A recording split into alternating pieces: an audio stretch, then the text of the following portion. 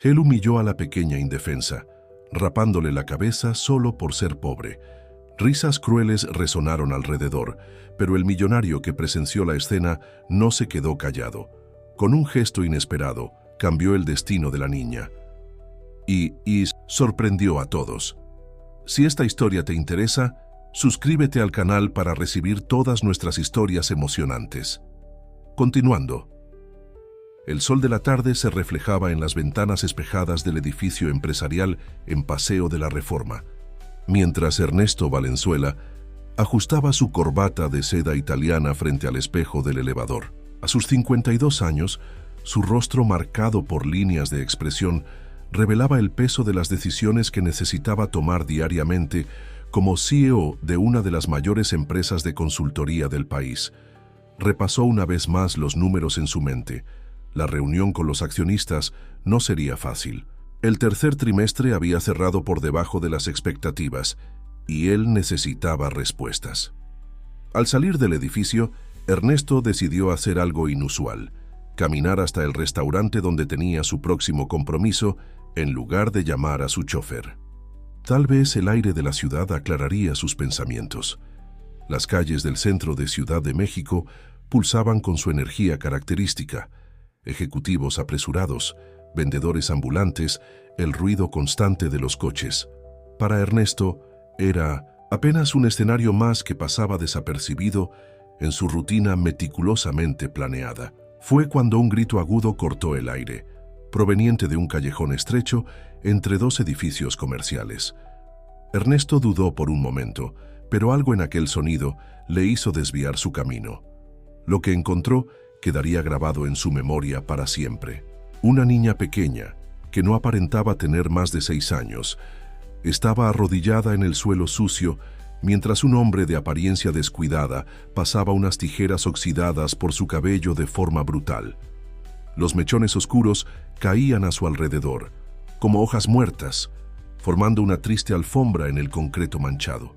El olor a basura y orina que emanaba del callejón casi hizo retroceder a Ernesto, pero fueron los ojos de la niña los que lo mantuvieron allí, una mirada vacía, desprovista de la vivacidad que debería existir en una niña de esa edad. «¡Deja de moverte!», vociferó el hombre, jalando con fuerza un nudo del cabello de la niña, que soltó otro gemido ahogado. Su ropa, sucia y rasgada, colgaba en su cuerpo frágil como trapos. La piel morena estaba marcada por manchas de suciedad y lo que parecían ser días, tal vez semanas, sin un baño adecuado. Ernesto sintió revolver su estómago. En sus 30 años de carrera, había aprendido a mantener distancia emocional de todo y todos. Su vida estaba gobernada por hojas de cálculo, informes y decisiones basadas en números fríos. Las relaciones eran estratégicas, las amistades eran conexiones profesionales y los sentimientos eran distracciones innecesarias. Pero algo en aquella escena despertó una sensación que no experimentaba desde hacía mucho tiempo. Una mezcla de rabia e impotencia que lo tomó desprevenido. El hombre terminó su grotesco trabajo con un último jalón, arrojando las tijeras al suelo con desdén. «Ahora va a dar menos problemas», murmuró escupiendo en el suelo antes de alejarse, desapareciendo entre la multitud que pasaba ajena a la escena en la banqueta. La niña permaneció inmóvil, como una pequeña estatua rota. Sus hombros temblaban, levemente, pero ningún sonido salía de sus labios resecos. Ernesto dio un paso hacia ella, y fue cuando sucedió. La niña se tambaleó y cayó hacia adelante, su diminuto cuerpo desplomándose en el concreto como una hoja seca. El instinto fue más rápido que la razón. Ernesto se vio corriendo hacia la niña, sus zapatos italianos pisando los mechones de cabello esparcidos por el suelo. Cuando la giró delicadamente, notó que su piel estaba demasiado caliente, fiebre, los ojos semicerrados apenas focalizaban y la respiración venía en jadeos superficiales. «¿Me escuchas? ¿Cuál es tu nombre?», preguntó él, intentando mantener la voz firme mientras se quitaba el saco y lo envolvía alrededor del cuerpo tembloroso de la niña. No hubo respuesta. Su teléfono pesó en el bolsillo. Una llamada a su chofer resolvería la situación. La llevaría a algún hospital público, haría una donación generosa y seguiría con su vida.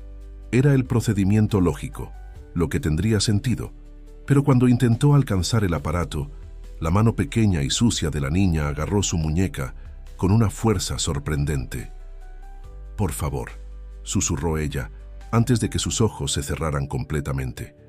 Ernesto quedó paralizado, sintiendo el peso casi inexistente de la niña en sus brazos y el peso mucho mayor de la decisión que necesitaba tomar. Su reunión comenzaría en 20 minutos.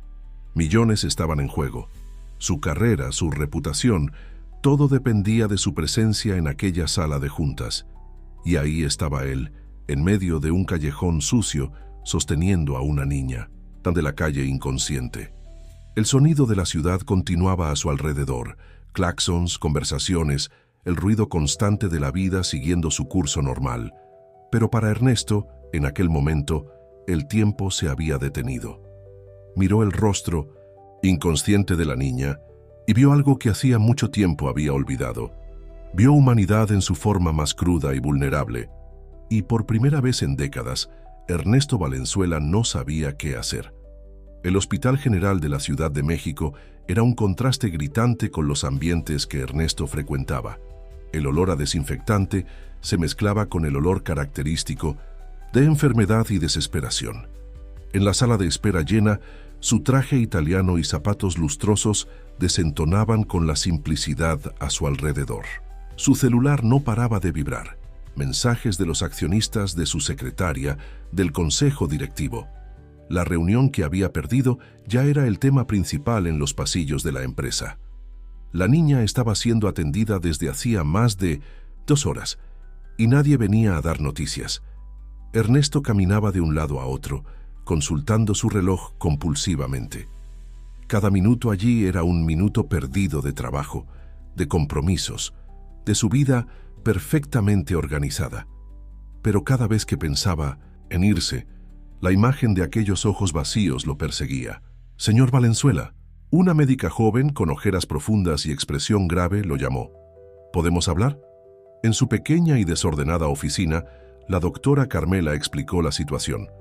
La niña estaba en estado de desnutrición severa, con múltiples infecciones, en el cuero cabelludo debido a los piojos y la falta de higiene. Sus análisis de sangre revelaban anemia profunda y deficiencias vitamínicas alarmantes, pero lo que más preocupaba eran las señales de negligencia prolongada.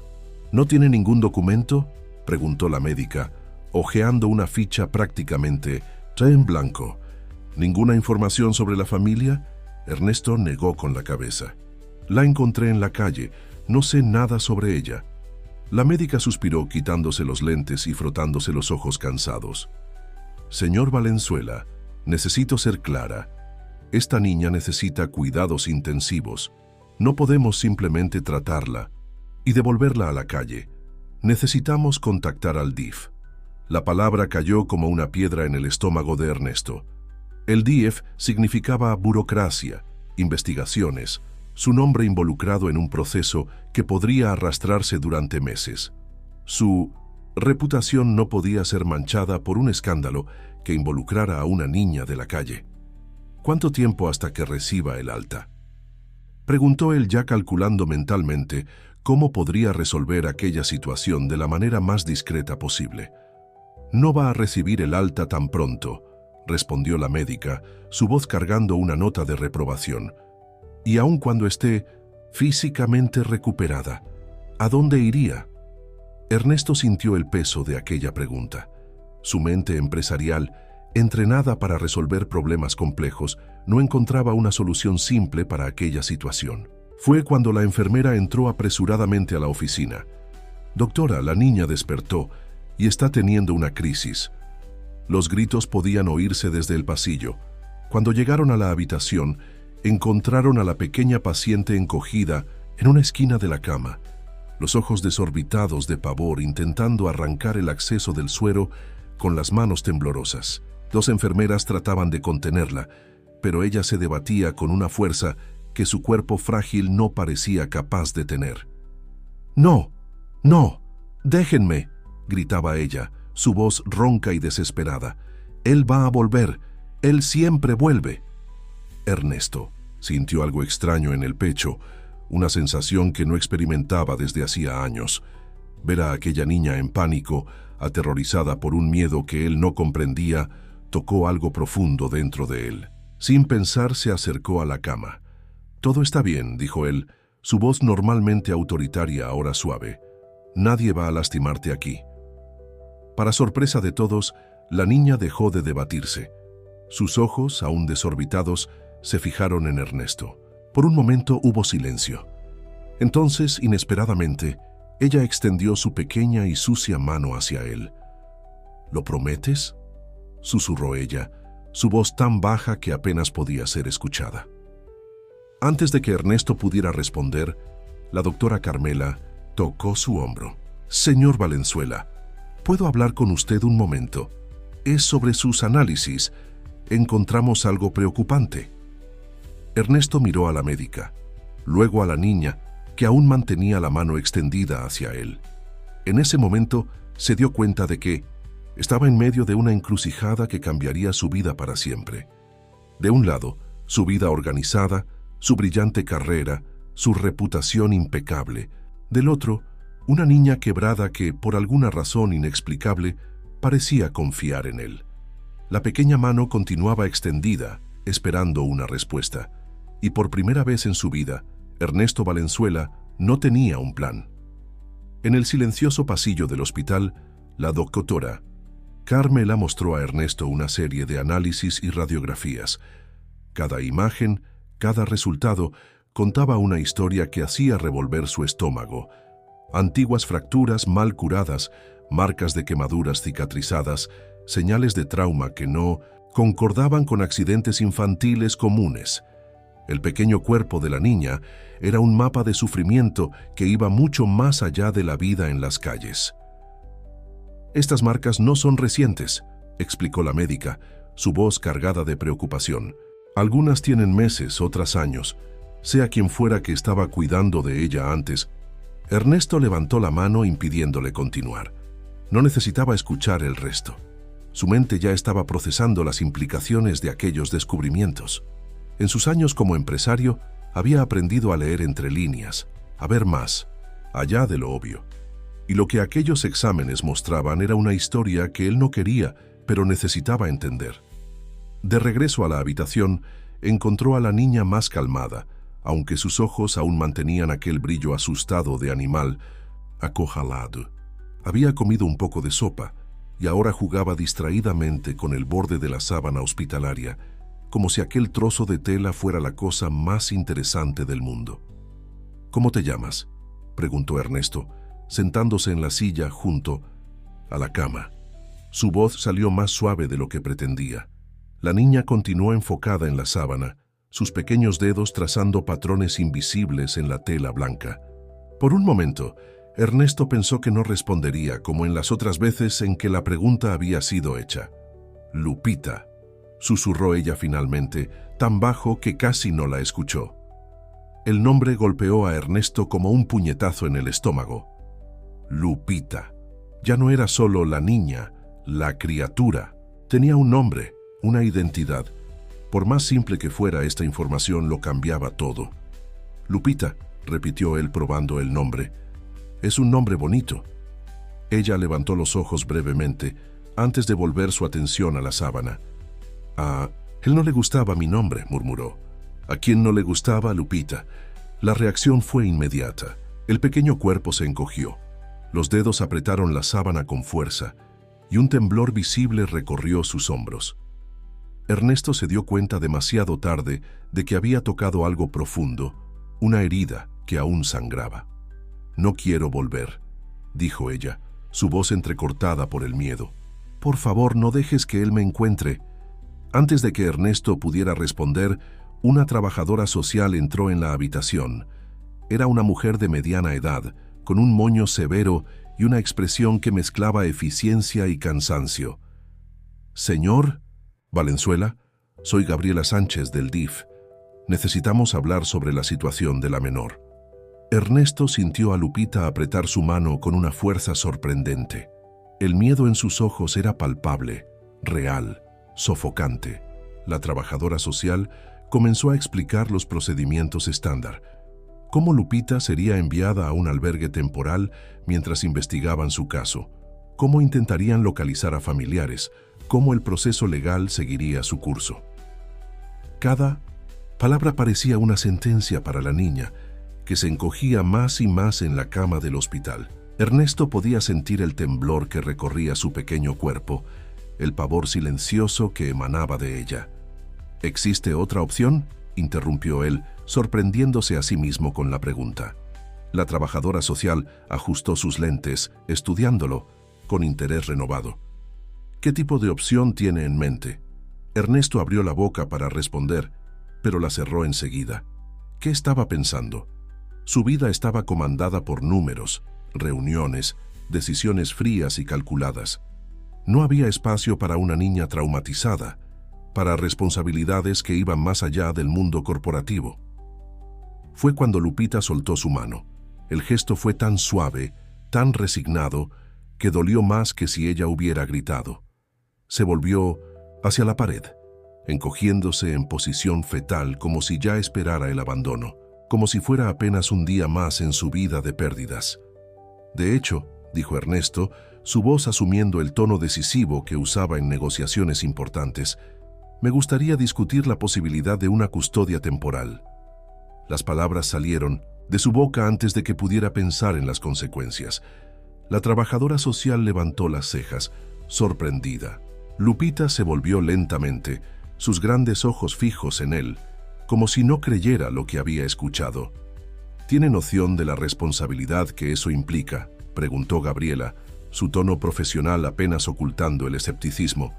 No es como firmar un contrato comercial. Estamos hablando de una niña traumatizada que va a necesitar... El sonido de pasos apresurados en el pasillo la interrumpió. Una enfermera entró en la habitación, su rostro pálido de preocupación. «La doctora Carmela está llamando», dijo ella jadeante. «Es urgente. Hay alguien en la recepción. Dice que conoce a la niña». El silencio que siguió fue ensordecedor. Lupita agarró el brazo de Ernesto con fuerza, sus pequeñas uñas clavándose en su piel a través del tejido de la camisa. Todo su cuerpo temblaba.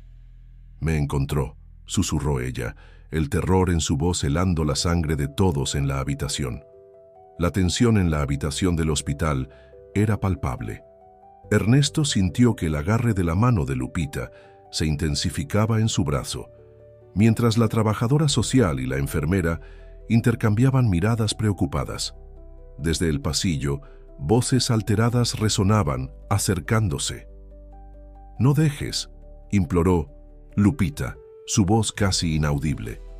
«Por favor, no dejes que me lleve». Ernesto se vio tomando una decisión instantánea. Años de experiencia en situaciones de crisis en el mundo corporativo le habían enseñado a actuar rápido. «Señora Sánchez», dijo él dirigiéndose a la trabajadora social, «como representante del DIF, usted puede impedir que cualquier persona no autorizada tenga acceso a Lupita, ¿verdad?». Gabriela asintió, ya sacando su teléfono celular. «Voy a contactar a nuestro equipo jurídico inmediatamente». «Enfermera, por favor, llame a seguridad del hospital». Las voces en el pasillo se hacían más fuertes. Una mujer lloraba histérica. Un hombre vociferaba, exigiendo ver a su niña. El sonido hizo que Lupita se encogiera aún más, sus ojos desorbitados de pavor fijos en la puerta. «Escóndeme», susurró ella, tratando de meterse debajo de la cobija. «Me va a lastimar otra vez». La frase golpeó a Ernesto como un puñetazo en el estómago. Aquella niña no solo tenía miedo, estaba reviviendo un terror que conocía demasiado bien. Sin pensarlo dos veces, se posicionó entre la cama y la puerta, su cuerpo alto sirviendo como una barrera protectora. La doctora Carmela entró apresuradamente en la habitación, cerrando la puerta tras de sí. Su rostro normalmente calmado estaba tenso. «Tenemos una pareja afuera», informó en voz baja. «Dicen ser los tíos de la niña. Tienen fotos de ella en el celular de hace algunos meses».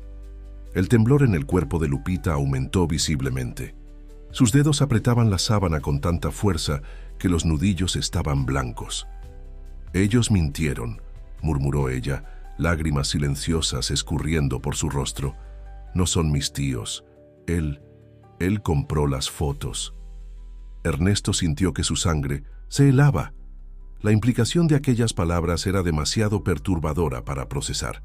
La trabajadora social, que estaba al teléfono, colgó rápidamente y se acercó a la cama. «Lupita», dijo Gabriela, su voz profesional pero amable, «¿puedes decirme quiénes son esas personas?» Antes de que la niña pudiera responder, la puerta se abrió violentamente. Una mujer delgada, con maquillaje corrido y cabello mal teñido, irrumpió en la habitación, seguida por un hombre corpulento que Ernesto reconoció inmediatamente. Era el mismo que había cortado el cabello de Lupita en el callejón. «Mi sobrina», gritó la mujer, avanzando hacia la cama. «Finalmente te encontramos, querida. Estábamos tan preocupados». El grito que Lupita soltó fue de helar la espina, un sonido primitivo de puro terror. Se arrojó a los brazos de Ernesto, temblando violentamente. «¡Fuera!», tronó Ernesto, su voz asumiendo un tono que hacía temblar a ejecutivos en salas. «Sale juntas». «Seguridad». 2 guardias del hospital aparecieron inmediatamente, conteniendo a la pareja. La mujer continuaba gritando, ahora alternando entre súplicas y amenazas. El hombre, sin embargo, mantenía una sonrisa siniestra en su rostro. «No sabes dónde te estás metiendo, niño rico», dijo él, su voz baja y amenazadora. «Esa niña tiene dueño». La frase flotó en el aire como veneno. La doctora Carmela palideció. La trabajadora social ya estaba al teléfono nuevamente, esta vez con la policía. Los guardias arrastraron a la pareja fuera, pero sus voces aún resonaban por el pasillo. En el silencio que siguió, Ernesto notó que Lupita había dejado de temblar.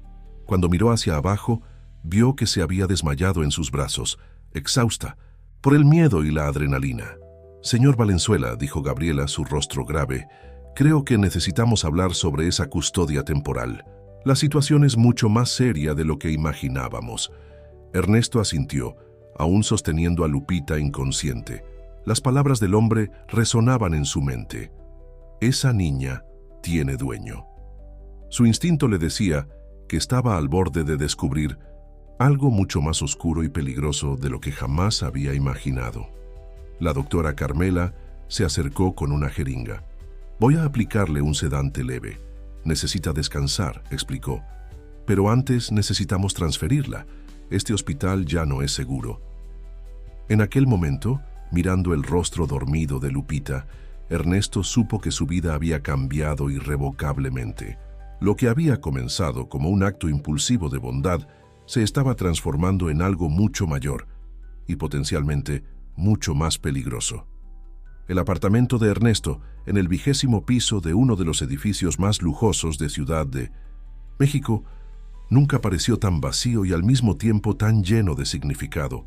Después de 3 días de burocracia intensa, reuniones con abogados y una serie interminable de documentos firmados, finalmente consiguió la custodia temporal de Lupita. La transferencia a un hospital privado había sido apenas el primer paso de un viaje que aún no comprendía totalmente. Lupita dormía en la habitación de huéspedes, que ahora ostentaba algunos cambios apresurados, una lámpara con cientos de luz suave, sábanas con estampados delicados y un pequeño oso de peluche que la trabajadora social había sugerido comprar. La niña aún no hablaba mucho, pero sus ojos observaban todo con una intensidad que a veces asustaba a Ernesto. Sentado en su despacho, revisaba por 10ª vez los informes médicos. Cada página revelaba una nueva capa de horror sobre el pasado de Lupita. Desnutrición crónica, señales de confinamiento prolongado, marcas de violencia. La psicóloga infantil, doctora Soledad, había sido clara. El trauma era profundo y necesitaría mucho tiempo y paciencia para ser tratado. «Señor». La voz de doña Consuelo, el ama de llaves que trabajaba para él desde hacía 15 años, interrumpió sus pensamientos. La niña despertó. Está sentada en la cama, pero no quiere comer nada. Ernesto suspiró, pasando las manos por su rostro cansado. En las últimas 72 horas había dormido apenas algunas horas por noche, dividido entre sus responsabilidades empresariales y la nueva realidad que se presentaba. En la habitación encontró a Lupita sentada en el borde de la cama, sus pequeñas piernas balanceándose sin tocar el suelo. Vestía un pijama nuevo, comprado apresuradamente, que parecía demasiado grande para su cuerpo frágil. Su cabello, aún irregular después del corte brutal en el callejón, comenzaba a mostrar señales de recuperación tras los tratamientos en el hospital. «Hola, Lupita», dijo él suavemente, manteniendo distancia para no asustarla. «Doña Consuelo hizo una sopa especial para ti». Lupita levantó los ojos brevemente antes de volver a fijarlos en el suelo. «No tengo hambre», murmuró. «Necesitas comer para hacerte fuerte», insistió él, usando el tono que reservaba para negociaciones delicadas. La doctora Carmela dijo que, «¿Por qué estás haciendo esto?». La pregunta lo tomó por sorpresa, no tanto por las palabras, sino por la manera como las dijo, una mezcla de curiosidad y desconfianza. Ernesto se sentó en el sillón próximo a la cama, manteniendo una distancia respetuosa. «¿Haciendo qué?». «Ayudándome», respondió ella, su voz casi un susurro. Nadie nunca quiso ayudarme antes». El peso de aquellas palabras golpeó a Ernesto como un golpe físico. En su vida profesional, estaba acostumbrado a lidiar con números, estrategias, fusiones y adquisiciones. Pero, ¿cómo responder a una niña que solo había conocido abandono y crueldad? «A veces», comenzó él, escogiendo las palabras cuidadosamente, «las personas hacen cosas simplemente porque es lo correcto». Lupita levantó la cabeza, sus ojos encontrando los de él por primera vez aquella noche. «Él también decía que estaba haciendo lo correcto», dijo ella, su voz temblando levemente. «Decía que era por mi bien». Antes de que Ernesto pudiera responder, el interfono sonó. Doña Consuelo apareció en la puerta, su rostro normalmente calmado, mostrando señales de preocupación. «Señor, hay una mujer aquí abajo. Dice que es de la antigua vecindad de la niña y que tiene información importante». Lupita inmediatamente se encogió, sus ojos desorbitados de miedo. «No dejes que suba», imploró. «Ella miente igual que los otros». Ernesto se levantó, su mente ya procesando las implicaciones. ¿Cómo alguien había descubierto su dirección? Las medidas de seguridad del edificio eran rigurosas, y él había tomado precauciones extras desde que trajo a Lupita. ¿Cómo es esa mujer, Consuelo? Joven, bien vestida. Dice que es maestra y que conoce la verdadera historia de la niña. Lupita comenzó a temblar, sus manos apretando el oso de peluche con fuerza. «Ella no es maestra», susurró, lágrimas comenzando a escurrir por su rostro. «Ella es quien tomaba las fotos». La sangre de Ernesto se heló. Las piezas del rompecabezas comenzaban a encajar, formando una imagen que él no quería ver. Tomó su celular para contactar a seguridad, pero antes de que pudiera hacerlo, doña Consuelo soltó una exclamación asustada. «Señor, está subiendo». Pasó directo por la portería con una identificación. Parece oficial. El sonido del elevador subiendo resonaba por el pasillo del apartamento como una cuenta regresiva para algo terrible. Ernesto actuó rápidamente, sus años de experiencia en gestionar crisis corporativas guiando sus instintos. «Consuelo, lleva a Lupita a mi habitación. Cierra la puerta con llave y no abras a nadie más que a mí», ordenó, su voz baja pero firme. «Y llama al número de la doctora Carmela que está en el refrigerador». Ahora, Lupita agarró la mano de doña Consuelo, sus pasos silenciosos en la alfombra gruesa mientras desaparecían por el pasillo. Ernesto ajustó su corbata por reflejo y caminó hasta la puerta, su mente trabajando en múltiples escenarios posibles. El interfono sonó una vez más, anunciando la llegada del elevador a su piso. Cuando abrió la puerta, encontró a una mujer que parecía salida de un catálogo de moda ejecutiva. Traje impecable, cabello perfectamente arreglado, zapatos de marca. Su sonrisa era profesional, pero sus ojos eran fríos como el hielo. «Buenas noches, señor Valenzuela», dijo ella, su voz melodiosa cargando un tono de falsa cordialidad. «Soy Leticia Alvarado, trabajadora social de la Secretaría de Desarrollo Social. Vine a conversar sobre la menor bajo su custodia temporal». Ernesto se mantuvo en la entrada, bloqueando sutilmente el paso. ¿Puedo ver su identificación, por favor? La sonrisa de ella no vaciló, mientras presentaba una credencial que, a primera vista, parecía oficial. Ernesto la examinó con cuidado. Años de experiencia con documentos corporativos dándole un ojo entrenado para detalles. Interesante, dijo él, manteniendo su voz neutral. ¿La secretaría suele hacer visitas domiciliarias a las 9 de la noche? En casos especiales, sí, respondió ella, su sonrisa disminuyendo levemente. Especialmente cuando hay sospechas de irregularidades en el proceso de custodia. Ernesto sintió vibrar su celular en el bolsillo, probablemente Consuelo consiguiendo contacto con la doctora Carmela. Necesitaba ganar tiempo. Por favor, entre, dijo él, guiándola hasta la sala de estar. ¿Acepta un café? No, gracias, respondió Leticia, sentándose graciosamente en el sofá de piel italiana. Prefiero ir directo al asunto. ¿Dónde está la niña? La forma como pronunció la niña hizo que algo dentro de Ernesto se retorciera. No había preocupación en su voz, solo un interés frío y calculador. Durmiendo, respondió él secamente. Pasó por momentos traumáticos recientemente, como debes saber. Ah, sí, dijo ella, abriendo una carpeta que cargaba. Sobre eso, tengo aquí algunos documentos que contradicen la versión que usted presentó al DIFE. Ernesto mantuvo su expresión neutral, incluso cuando ella comenzó a sacar fotografías de la carpeta. Eran imágenes de Lupita, más joven, con cabello largo, usando ropa bonita. Parecía feliz en las fotos, pero había algo perturbador en su mirada, algo que solo ahora él conseguía reconocer. Como puede ver, continuó Leticia, la niña tenía una vida estable con sus tutores legales, hasta que usted interfirió. ¿Tutores legales?, repitió Ernesto, su voz cargando una punta de ironía. ¿Los mismos que la dejaron en aquel estado en el callejón?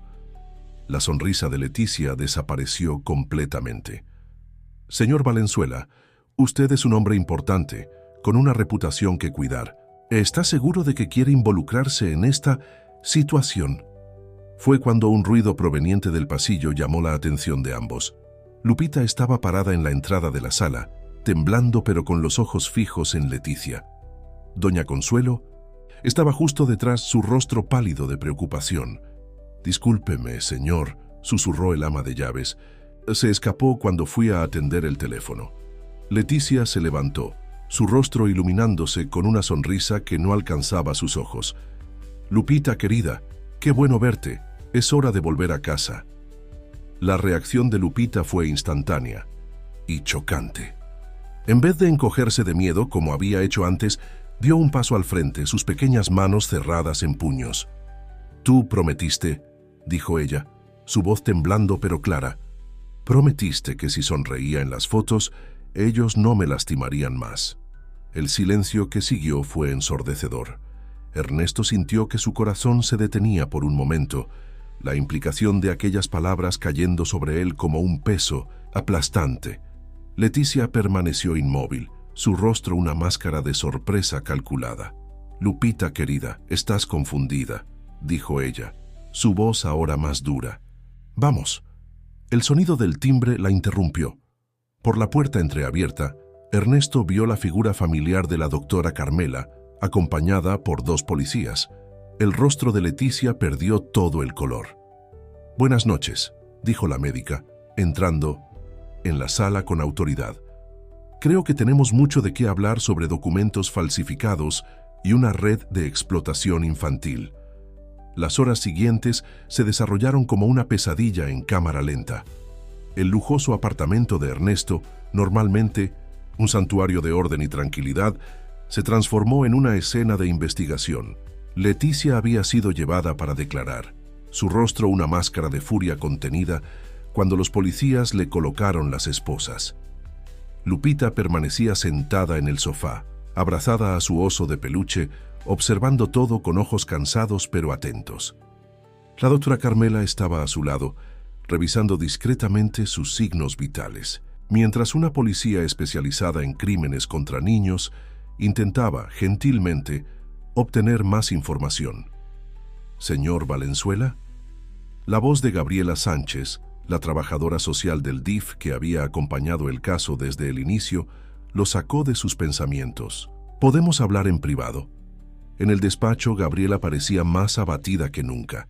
«Lo que descubrimos es apenas la punta del iceberg», dijo ella, su voz cargada de pesar.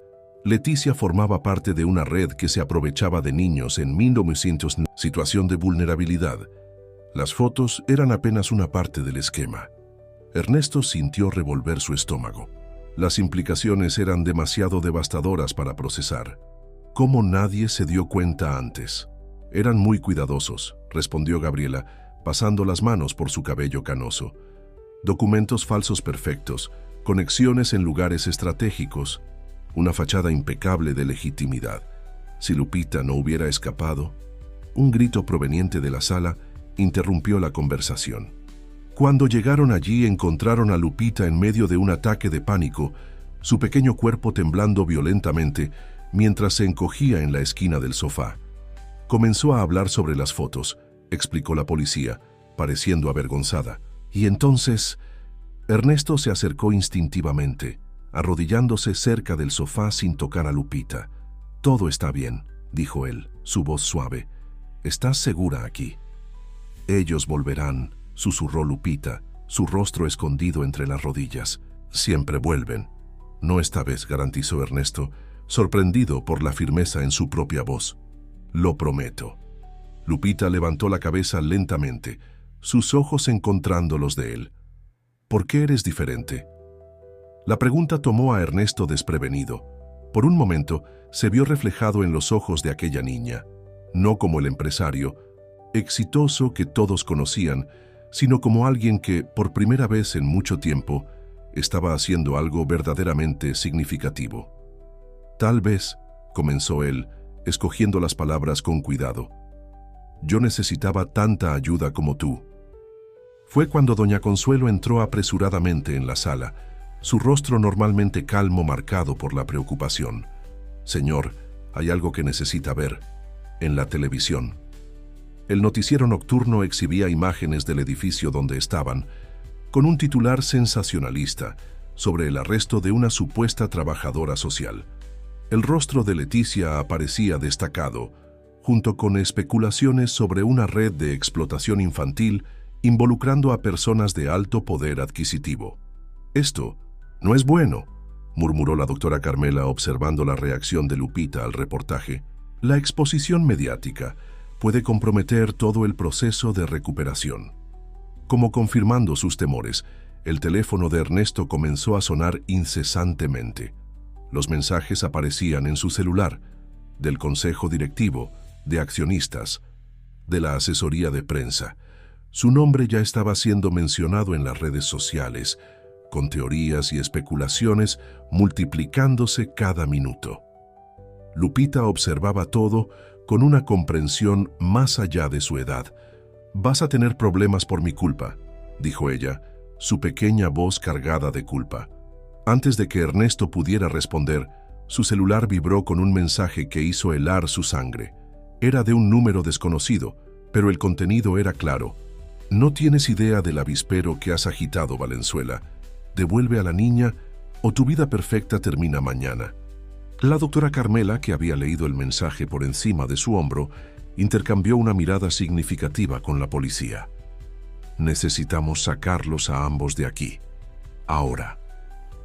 Ernesto miró a Lupita, que aún sostenía su oso de peluche como si fuera su única ancla a la realidad.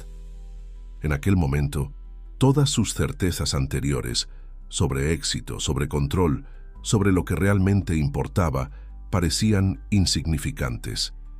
«¿A dónde?», preguntó él, ya sabiendo que su vida había cambiado irrevocablemente. «Tengo un lugar», respondió Gabriela, su rostro determinado. «Pero necesitamos irnos antes de que...». El sonido de vidrio rompiéndose en el pasillo la interrumpió. Doña Consuelo soltó un grito ahogado. En la oscuridad de la noche, a través de la ventana de la sala, varias luces de cámaras fotográficas comenzaron a destellar desde el edificio vecino. La casa de Gabriela, en las afueras de Ciudad de México, era modesta pero acogedora. Después de una salida tensa del apartamento, con Lupita envuelta en una cobija y protegida por un cordón de policías, habían llegado allí pasada la medianoche. El lugar, según la trabajadora social, era usado ocasionalmente para proteger a testigos en casos delicados que involucraban a menores. Ernesto observaba la lluvia por la ventana de la pequeña sala, su teléfono apagado pesando en el bolsillo, como un recordatorio del mundo que había dejado atrás. Las noticias se esparcían como fuego, titulares sensacionalistas, especulaciones maliciosas, su foto en todos los portales de noticias, junto a títulos que sugerían su involucramiento en un escándalo. «Su café», dijo doña Consuelo, que había insistido en acompañarlos. El ama de llaves parecía desplazada en aquel ambiente simple, pero su presencia traía un confort familiar que tanto Ernesto como Lupita necesitaban. «¿Cómo está ella?», preguntó él, aceptando la taza humeante. «Durmiendo, finalmente», respondió Consuelo, sentándose pesadamente en una silla de madera. La doctora Carmela le dio un calmante leve, pero aún murmura durante el sueño, cosas que rompen el corazón. Ernesto cerró los ojos, recordando la expresión de Lupita cuando los flashes de las cámaras comenzaron a estallar a través de las ventanas del apartamento. El pánico en su rostro había sido sustituido por una resignación aterradora, como si ya esperara que su breve sensación de seguridad fuera apenas temporal. «¿Señor Valenzuela?» Gabriela entró en la sala, cargando una carpeta gruesa. «Necesitamos hablar sobre lo que descubrimos». En las horas que siguieron al arresto de Leticia, una investigación preliminar había revelado detalles perturbadores. La red de explotación era mayor y más organizada de lo que imaginaban inicialmente. Niños en situación de vulnerabilidad eran escogidos cuidadosamente, fotografiados en situaciones aparentemente normales, y sus imágenes eran usadas para crear una fachada de legitimidad para documentos falsos. «Lupita no es la única», explicó Gabriela, su voz cansada. «Pero ella puede ser la clave para desmantelar todo el esquema, si conseguimos mantenerla segura y protegida psicológicamente», añadió la doctora Carmela, que acababa de entrar en la sala. «El trauma que carga va más allá de lo que podemos imaginar». Un ruido proveniente de la habitación interrumpió la conversación. Lupita estaba en la puerta, sus pies descalzos silenciosos en el piso de madera. Sus ojos, normalmente asustados, ahora cargaban una determinación sorprendente. «Quiero contar», dijo ella, su voz pequeña pero firme, «sobre los otros niños». El silencio que siguió a su declaración fue pesado. La doctora Carmela hizo ademán de protestar, preocupada por el impacto emocional que esto podría tener, pero Lupita continuó. Estaba Juanita, que siempre lloraba; Paco, que intentó escapar 3 veces; Rosa, que... Su voz falló por un momento, que nunca más volvió después de las fotos especiales. Ernesto sintió su corazón apretarse. Se acercó lentamente a Lupita, arrodillándose para quedar a su altura. «No necesitas hacer esto ahora», dijo suavemente. «Sí necesito», respondió ella, lágrimas silenciosas escurriendo por su rostro, «porque ellos aún están allá y tienen miedo igual que yo tenía». Fue cuando las luces de la casa parpadearon y se apagaron. El sonido de la lluvia pareció aumentar en el silencio repentino. Gabriela corrió hacia la ventana, su rostro empalideciendo en la oscuridad. «Hay un coche parado en la esquina», susurró ella. «¿Y no es de la policía?» Lupita agarró la mano de Ernesto con fuerza. «Nos encontraron», murmuró ella, pero su voz, aunque asustada, ya no cargaba la misma resignación de antes. «Pero esta vez no estoy sola, ¿verdad?» Antes de que Ernesto pudiera responder, faros iluminaron la sala a través de las ventanas. El sonido de pasos en el garaje hizo que todos se congelaran. Doña Consuelo abrazó a Lupita protectoramente, mientras la doctora Carmela tomaba su teléfono para contactar a la policía. «Acérquense más a la pared», instruyó Gabriela, su experiencia en situaciones de riesgo evidente en su voz controlada. Lejos de las ventanas, en la oscuridad, Ernesto podía sentir el temblor en el pequeño cuerpo de Lupita, pero también percibía algo diferente, ya no estaba encogiéndose de miedo. Se mantenía firme, como si finalmente hubiera encontrado una razón para luchar. El sonido del timbre cortó el silencio como un cuchillo. El silencio que siguió al timbre parecía pesar toneladas. En la oscuridad de la sala, Ernesto podía oír la respiración acelerada de Lupita a su lado.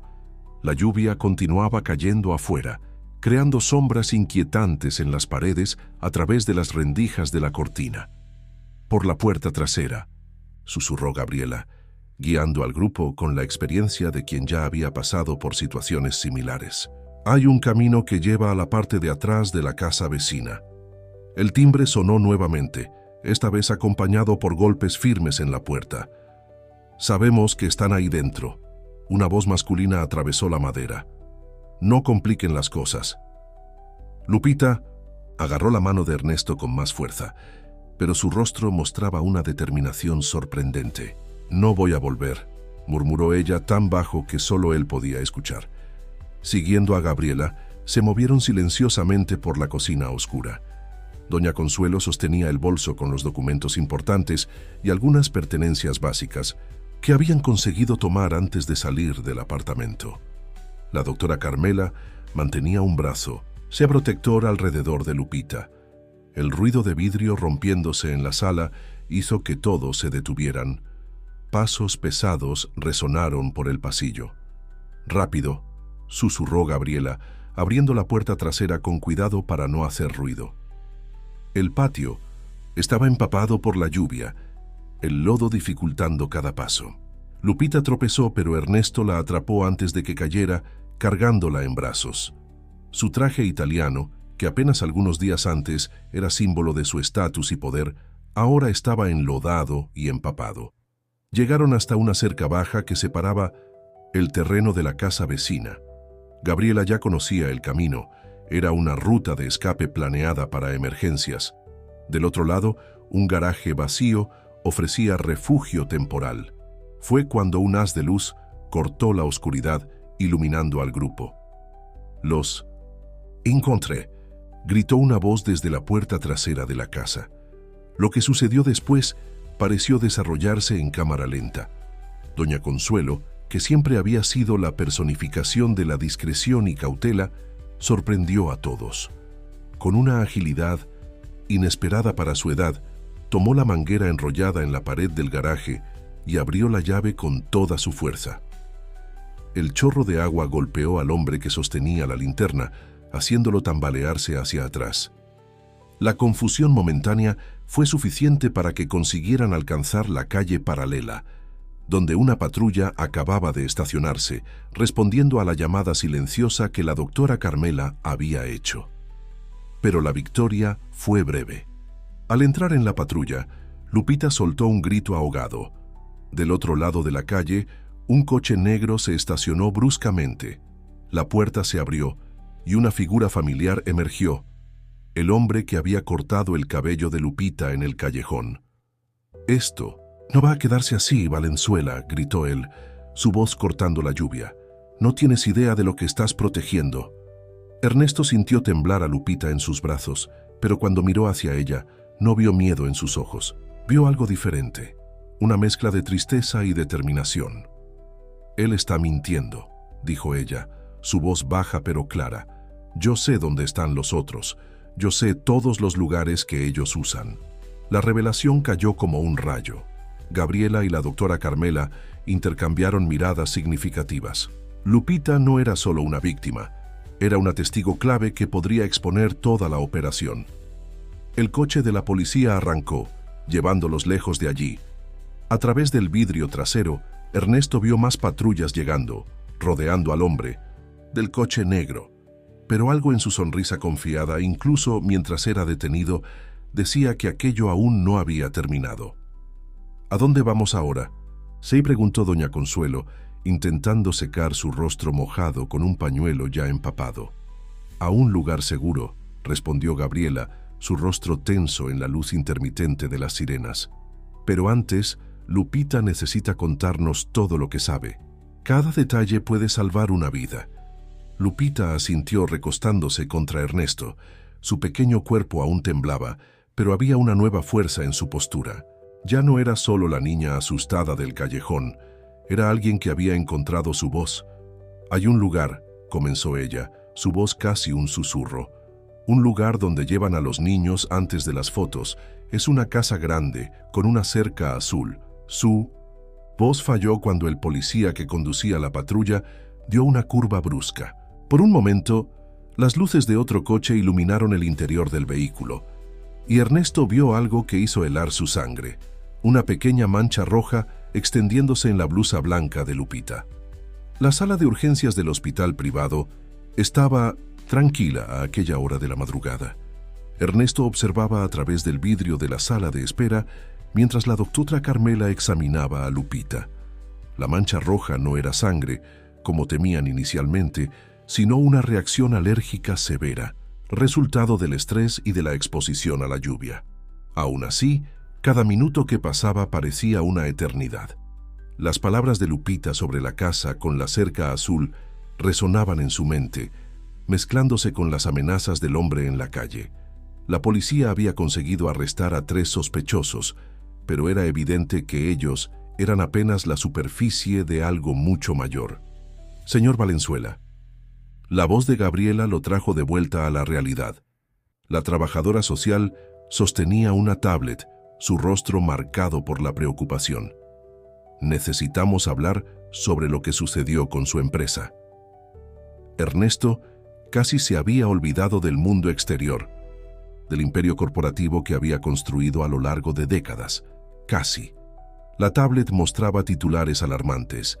CEO de multinacional involucrado en escándalo. Acciones se desploman tras sospechas de irregularidades. Consejo directivo convoca reunión de emergencia. Los accionistas están en pánico, continuó Gabriela, su voz suave pero firme. Su abogado intentó contactarlo varias veces. Quieren una explicación, un posicionamiento oficial. Ernesto pasó la mano por su rostro cansado, sintiendo la barba por hacer raspar su palma.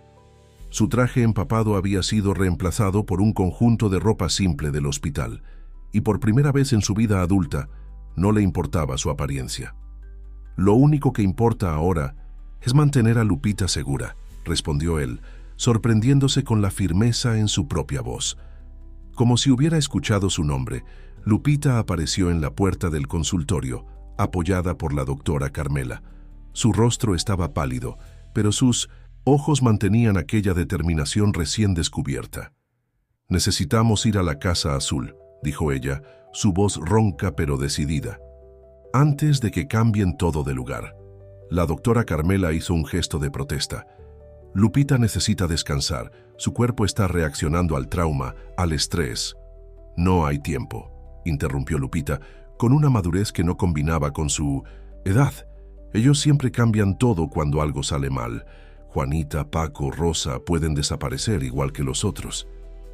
El silencio que siguió a sus palabras fue pesado. Doña Consuelo, que había ido a buscar té para todos, se detuvo en la puerta con la bandeja temblando en sus manos. «Ella tiene razón», dijo Gabriela, después de un momento de reflexión. «Si ese lugar existe realmente, necesitamos actuar. Rápido. Pero no podemos simplemente invadir una propiedad sin orden judicial, sin pruebas concretas». Fue cuando el celular de Ernesto sonó. Un número desconocido. Todos se congelaron. Él activó el altavoz. Valenzuela. La voz del otro lado era suave, educada, completamente diferente de los hombres que los habían perseguido. «Eres un hombre inteligente. Debes entender que estás en una posición delicada. Tu empresa, tu reputación, todo lo que construiste. Pero podemos resolver esto civilizadamente». Lupita agarró la mano de Ernesto, sus pequeños dedos temblando levemente. Pero sus ojos ardían con una intensidad que él nunca había visto. «¿Qué quieres?», preguntó Ernesto, manteniendo la voz firme. «Solo un encuentro. Tú y yo como hombres de negocios, sin policía, sin complicaciones. Tengo una propuesta que puede interesar a todos». Ernesto miró a Lupita, a Gabriela, a la doctora Carmela. Cada una de ellas representaba un lado diferente de esta historia. Protección, justicia, curación. Pero era en los ojos de Lupita donde encontró su respuesta. ¿Dónde?, preguntó él. La niña sabe, respondió la voz con un toque de diversión. La casa con la cerca azul. 1 hora. La llamada terminó, dejando solo el sonido del aire acondicionado del hospital zumbando de fondo. «Es una trampa», dijo Gabriela inmediatamente. «No podemos... Es nuestra única oportunidad», interrumpió Lupita, su voz pequeña pero firme. «Yo conozco todos los rincones de esa casa, todos los escondites, todas las salidas». Ernesto se arrodilló frente a ella, quedando a la altura de sus ojos. «Lupita, no necesitas hacer esto. Podemos encontrar otra manera». «Sí necesito», respondió ella, lágrimas silenciosas escurriendo por su rostro. «Porque le prometí a Rosa que un día volvería para ayudar, y ella nunca más apareció después de aquella noche». La doctora Carmela se acercó, verificando una vez más los signos vitales de Lupita. «Si vamos a hacer esto, necesitamos ser muy cuidadosos. Su cuerpo no va a soportar otro shock». Fue cuando doña Consuelo, que había permanecido callada hasta entonces, dio un paso al frente.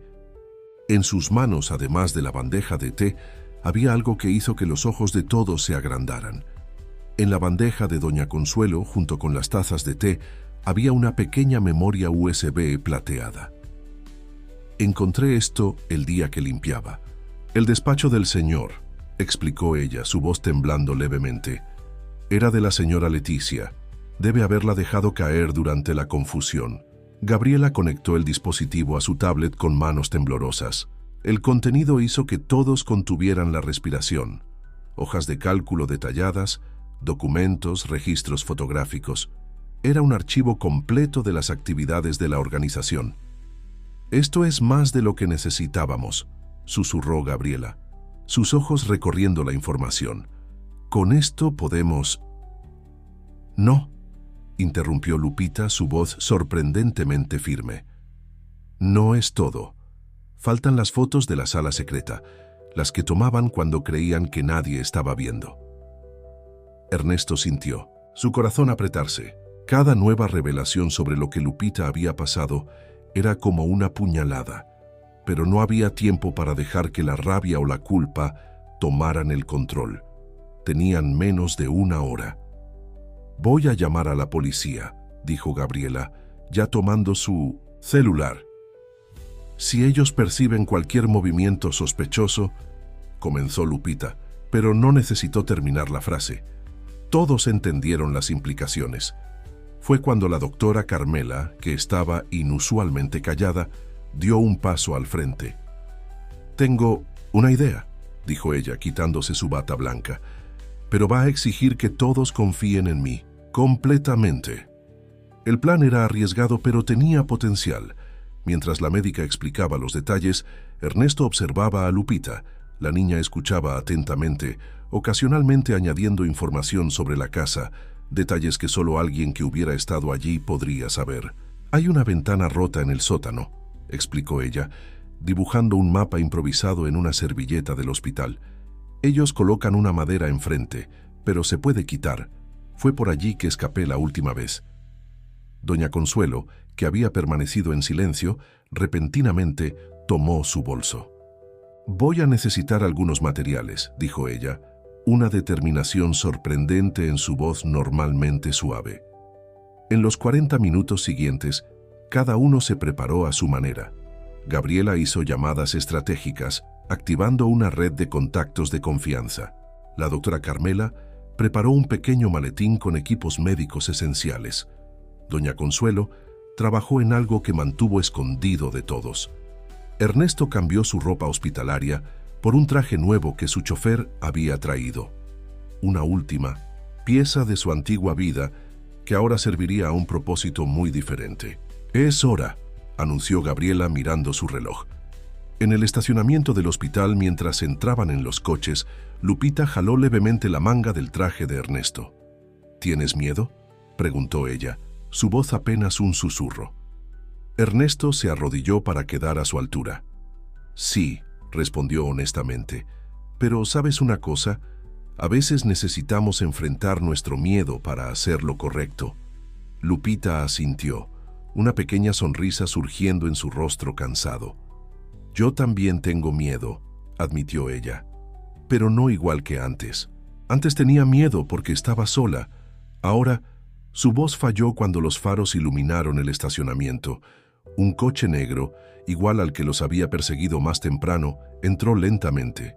«Mantengan el plan», susurró Gabriela, ya moviéndose hacia su posición. «No importa lo que pase, mantengan el plan». La puerta del coche negro se abrió y un hombre elegantemente vestido salió. Su rostro era suave, casi gentil, el tipo de persona del que nunca sospecharías. Era eso lo que lo hacía aún más peligroso.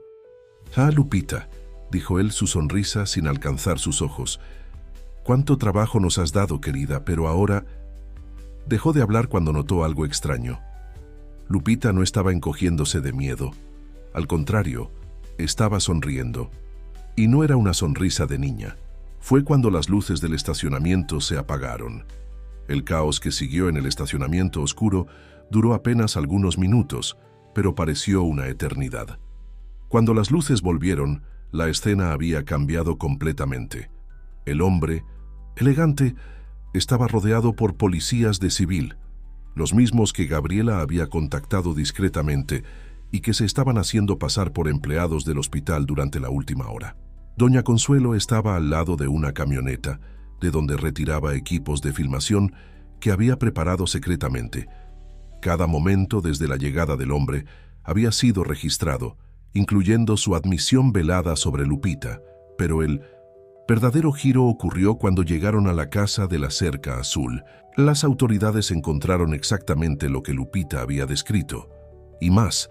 En la parte trasera de la propiedad, escondido por arbustos bien podados y una fachada de respetabilidad, había un estudio improvisado.